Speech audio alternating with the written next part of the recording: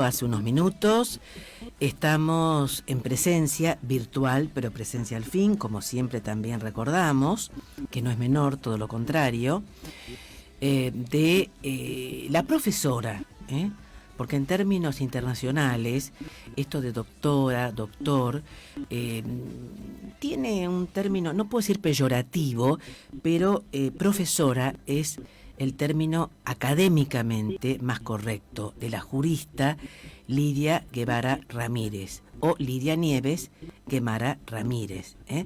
En este momento lo vamos a hacer así porque, en fin, hay una diferencia horaria también y por lo tanto esto puede estar afectando ciertas condiciones también, sobre todo por las condiciones climáticas que hablábamos hace un tiempo referidas a las conexiones y demás. Buenas tardes, Lidia, ¿qué tal? ¿Cómo estás? Muy bien estoy. ¿Cómo están ustedes? Bueno, Lidia, estamos muy bien, con un calor sofocante, realmente, pero de hecho es un poco inusual, ¿no?, para esta zona y por lo tanto, como lo decíamos al comienzo del programa, con cortes de luz, que por el momento no nos está afectando acá, pero no es un tema menor porque es un tema de salud en el mejor sentido. Lidia, bueno, ya Sí, dimos... dime. Lidia, desde ya un placer nuevamente estar con vos o contigo, como más te guste, pero vamos Lo a mismo decir... da, Claro, como claro. quieras. Bueno, desde ya, si querés informar muy brevemente respecto de este próximo encuentro que se va a realizar, como es habitual, en La Habana, tan importante, tan convocante, y que deja unas huellas muy grandes, ¿no?, en el derecho latinoamericano y en el derecho en general a nivel social, ¿no? ¿Qué podés decirnos de este encuentro, Lidia? Sí, cómo no, mira, el encuentro tendrá lugar del 16 al 18 de marzo. Ha sido convocado, lamentablemente, suspendido en 2 ocasiones por motivo de la pandemia. Primero en marzo del año 2020, después fue en el 2021, que 2 veces hubo que suspenderlo, una en marzo y otra en noviembre, tratando de ver si mejoraban las condiciones, pero sabíamos que el transporte era muy complicado para los países porque no había vuelos. Ahora lo abrimos del 16 al 18 de marzo con una agenda bastante amplia en la cual lógicamente vamos a tratar todos los aspectos referidos al derecho en la nueva normalidad, o sea, las nuevas condiciones, las reformas que han tenido lugar en algunos países, el teletrabajo, temas como tú conoces de mucha importancia, la violencia en el trabajo tendrá un espacio grande específico por la ratificación del convenio 190 de la OIT, para ver cuántos países se suman a Argentina, a Uruguay, a Ecuador, que ya lo han ratificado, y los demás países de otras áreas, incluyendo la propia España, que está valorando su ratificación. Sí, no, desde ya es muy importante y no hay que dejar de resaltar la enorme importancia que tiene este convenio internacional. Para las personas es una norma internacional, que ya la hemos dicho en otros programas, pero vuelvo a remarcarlo, y como bien lo dijo Lidia, el convenio 190, del 2019, y que de hecho ha sido ratificado, a mi entender, por muy pocos países, ¿no? ¿Cómo ves la situación, Lidia, en Cuba, por ejemplo, en estos momentos referido a la violencia en general, no solamente laboral, y su relación estrecha con la pandemia del COVID-19? Bueno, en estos momentos en Cuba hemos tenido, bueno, tú conoces perfectamente que había una invisibilidad total, o sea, no se visualizaba la violencia en nuestro país, la violencia institucional, la violencia laboral, la violencia de género, porque durante mucho tiempo yo pienso que estuvimos inmersos en otros temas y no había bastantes casos ni hechos ni se podía reconocer que hubiera esa situación. Pero es lógico, Cuba está dentro del mundo, no estamos ajenos a la situación y se han podido visualizar algunos elementos de violencia de género, donde en el ámbito familiar, en el ámbito comunitario, y se han adoptado medidas extraordinarias, políticas públicas que pudieran ser seguidas por otros países. En primer lugar, un programa que se le llama Nacional de Adelanto para las Mujeres, que trae en cuenta un conjunto de ejes temáticos, entre los cuales está que cuando la mujer se empodera, la mujer deja de ser violentada por el hombre, porque tiene otra forma de ser, de pensar, de actuar. Ya es menos sumisa, ya puede ser, como decimos entre comillas, menos obediente y más responsable y dueña de sus actos. También se aprobó recientemente, en el mes de junio, las estrategias de atención y prevención contra la violencia de género y otras violencias en el ámbito familiar. Y estamos trabajando en estos momentos en el país en las políticas públicas para elaborar protocolos de actuación contra la discriminación, tanto o sea, la discriminación en el empleo, tanto de género como la discriminación por otros factores, racial, contra la discriminación por discapacidad, por edad, por algunos otros motivos. O sea que estamos prestándole seria atención a las violencias de todo tipo, para evitar que nuestro país pueda después, no sé, convertirse en uno de los países violentos. No queremos que esto suceda. Y por eso otra de las esferas de atención dentro de la violencia es lo referido a la trata de personas. Exactamente. Porque la trata de personas es un hecho de violencia. Totalmente de acuerdo. ¿Considerás que en Cuba, Lidia, existe mucha trata y tráfico de personas por parte de otros países? Bueno, no tanto de otros países como de los grupos, esos grupos que aprovechan la necesidad de determinadas personas, porque hay personas que sabes que quieren migrar y cuando quieren migrar buscan los medios. Estados Unidos ha cerrado la posibilidad de la migración. Ellos al principio tenían un convenio de visado con Cuba y han incumplido el convenio de la cantidad de visas a otorgar anualmente. Pero además, indiscriminadamente han puesto que la entrega de las visas no se da en La Habana, sino se da en otro país. Primero fue en Colombia y ahora es en Guyana. Entonces hacen que la gente viaje a Guyana y allí tenga que esperar durante una semana o 15 días a que le otorguen el visado. Eso es dinero, eso es estar expensa a otras cuestiones. Y entonces muchas personas son sujetos de trata de personas porque van por vía legal hasta México o hasta Panamá o hasta Nicaragua y desde ahí salen con el pago a determinados elementos que les cobran por llevarlos hacia la frontera de Estados Unidos. Pero después no pueden pasar. Algunos mueren en el camino, otros son sencillamente extorsionados y a eso es parte de la trata. Y otra es las muchachas jóvenes que les prometen determinados trabajos de modelo, de artistas, de bailarinas y salen al exterior y sencillamente las convierten en prostitutas. porque de esto nada, es todo un contrato ilegal, o sea, son contratos que no existen. Y así hubo un grupo de 40 muchachas en Turquía que regresaron algunas de ellas y denunciaron el caso de que fueron sometidas a trata de personas, y no era para bailarinas, sino eran en club de hombres que las extorsionaban y las convertían en prostitutas. Ajá.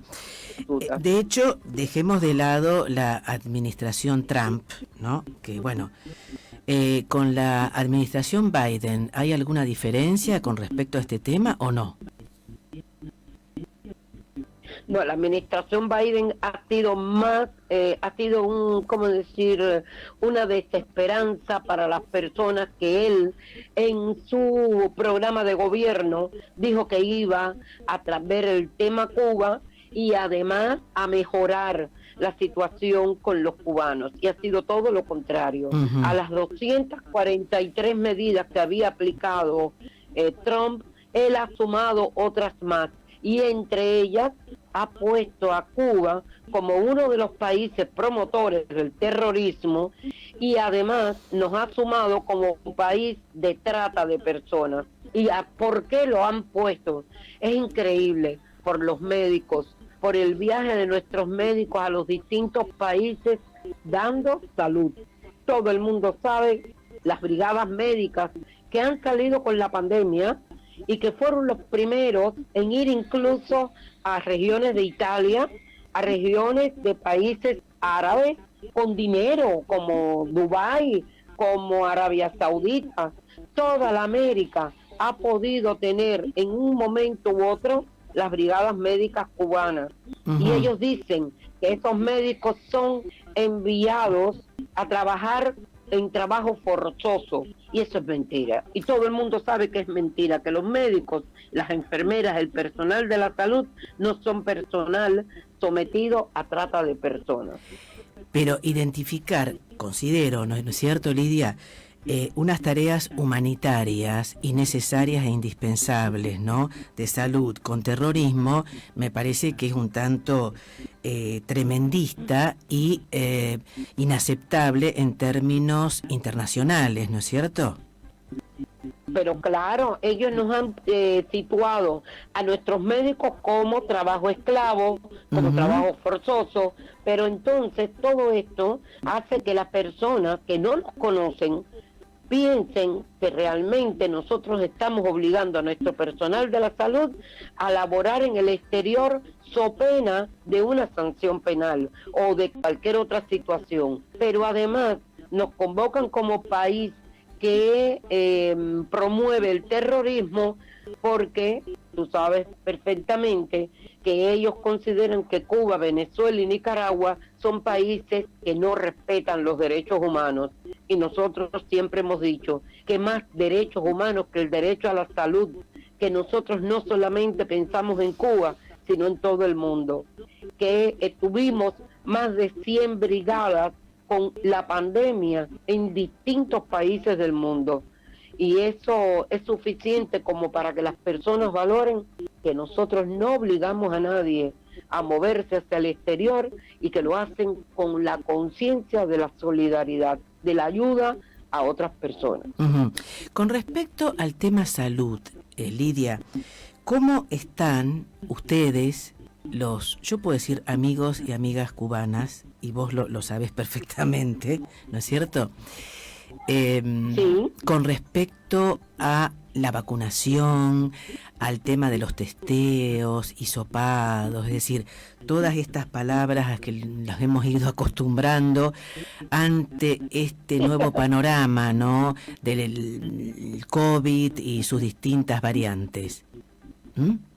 Bueno, tú sabes que una de las palabras, creo que en el diccionario se ha convertido en palabra de moda, ha sido pandemia, ha sido mascarilla, ha sido distanciamiento físico, todas esas cuestiones. Bueno, Cuba tiene unas medidas de seguridad muy importantes que son las mismas de todo el mundo, pero que aquí se están cumpliendo, y se logró con ello, pues rebasar la primera ola y la segunda ola de la pandemia.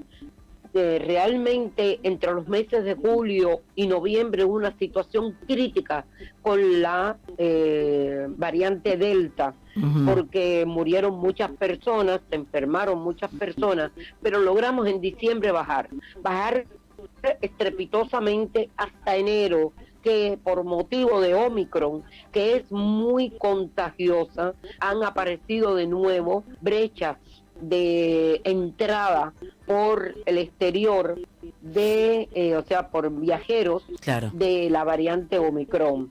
Ya estamos en estos momentos, tuvimos hoy 3.300 personas nuevos contagios, pero sin embargo no mueren. Eso ha sido una de las cuestiones fundamentales. Nuestra población de 11 millones y medio de habitantes tiene más de 10 millones vacunados con las 3 dosis, y terminaremos este mes, se ha previsto, para dar la 4ª dosis de refuerzo. Está. ¿Y qué tipo de vacuna es, Lidia? ¿Soberana u otra?